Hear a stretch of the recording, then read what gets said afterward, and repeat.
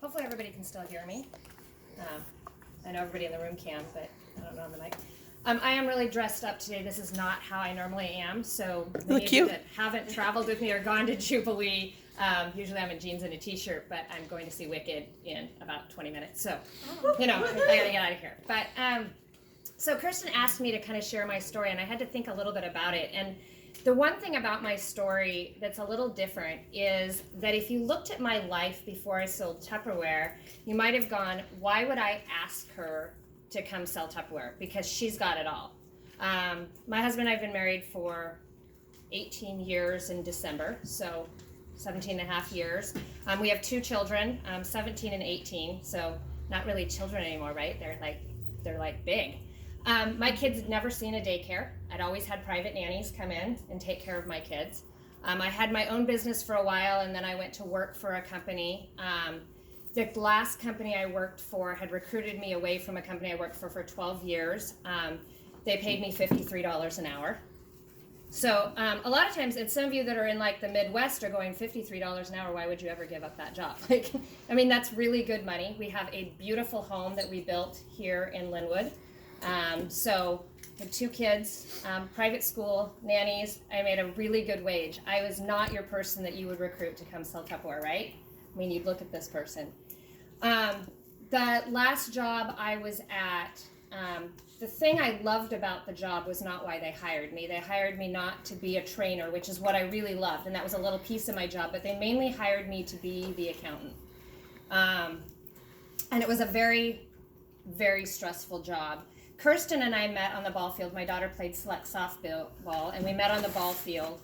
And we were friends for a couple years. We were acquaintances for a year in Little League, and then once our daughter started select, we became closer friends and spent a lot of time together on the ball field. And as you do with your good friends, you get in the car, right? And you pick up the phone and you call them. Especially when in Seattle, when we're in traffic and we have somewhere to go.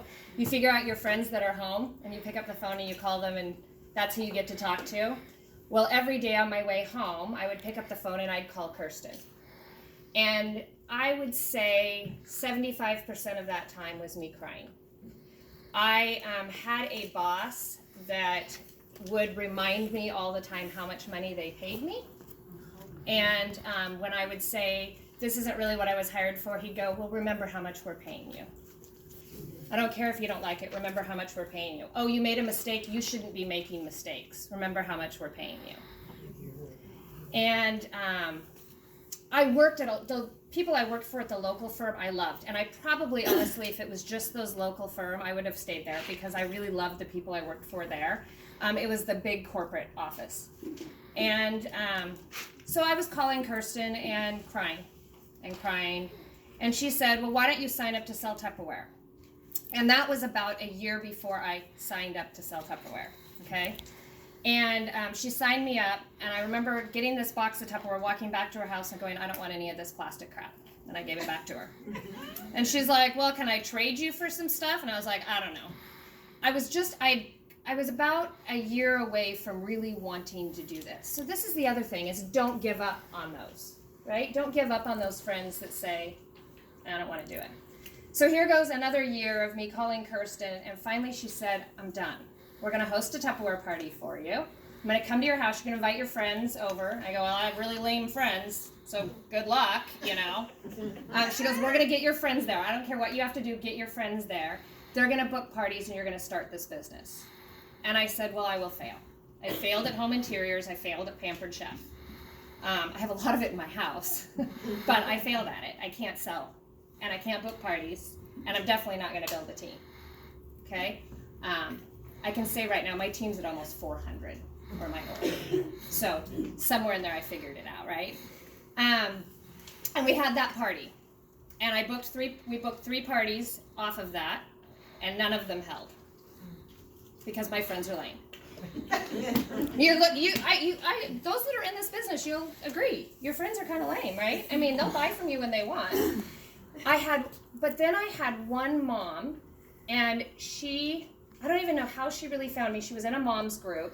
Our social media rules were a little different then, or I had just ignored them, but don't do that.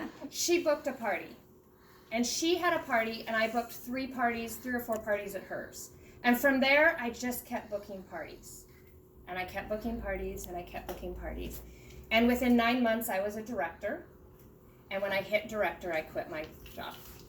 Now, was I making $53 an hour selling Tupperware? No. Not in those first 9 months.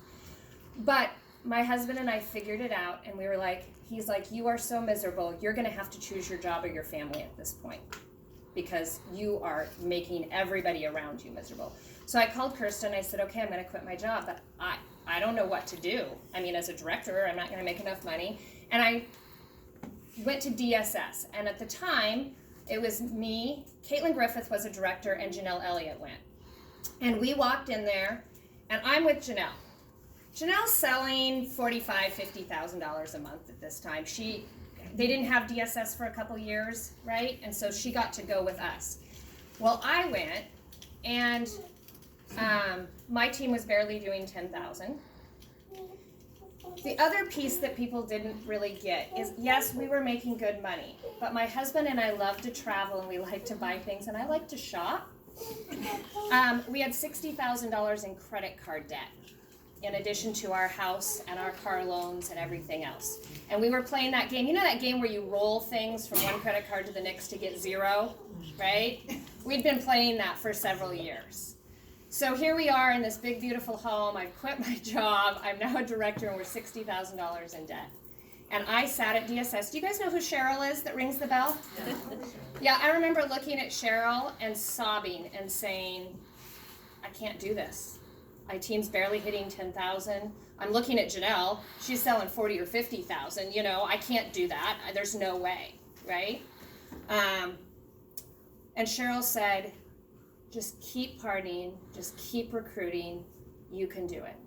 And Kirsten was with me all the time. DSS, right, Kirsten? I sat in the Rose Garden all by myself. I upped and out of DSS. This Director Success Seminar, it's what directors get to go to be trained. And I called her from the Rose Garden and said, peace out. This is not for me. I can't do it. And Kirsten talked me off another ledge and said, go back inside, fix your makeup. And I had Janelle and Caitlin there. And I'm telling you, when you go to DSS as a director, those girlfriends that you have there to be with really make all the difference in the world, because Janelle made all the difference in the world. Her and I got to cry and laugh and write really ridiculous cards to Stephanie Meester. I read those last week. Did you come again? It was so fun. So now we get to talk about today, right? I'm all dressed up for Wicked because we can afford tickets to Wicked. My husband's at home. He surprised us with tickets to Wicked, but we're in the middle of building a 256 square foot deck. And I'm not quite sure why he didn't want me there this afternoon, but maybe I'm not the nicest supervisor. I don't really know. We are completely out of debt. All of our cars are paid off. We have our house, so not completely, but we have. No more credit card debt. We have no credit card debt. We have no car debt. My daughter has a car. My husband has a car. I drive a Tupperware car, so I drive a free car with Tupperware. Except for our household bills and our house, we have absolutely no debt. My team went from me crying at $10,000, like I was barely hitting it. Last month, my org did $140,000, and the month before that, I think we did $178,000. And this is all in less than 5 years. So, I mean, it cost I guess over the million mark, I think you should say. Oh, we did 1.2 million last year. It's pretty awesome. So, yeah. So I get to order my brand new free Buick Enclave. There's a reason I'm waiting. Kirsten's laughing. I don't want my current car dirty, or my new car dirty after summer. I don't know. Weird. But I guess so. The thing is no matter what somebody looks like on the outside, they can have nannies, they can have private school, they can be making lots of money, they can live in big, beautiful houses. Don't make that call that they shouldn't sell Tupperware, because there could be other things in their life that they need to change, and that they need you to walk into their life and help with that at that moment. And I think that this team in particular, when you're on Rock On, you get lots of love, lots of support, lots of great friendships. I can walk in the room and get hugs and loves from all kinds of people. And so I think this is the best team in the world to be on, obviously. Obviously. And yeah, that's my story. Join us. Come join us.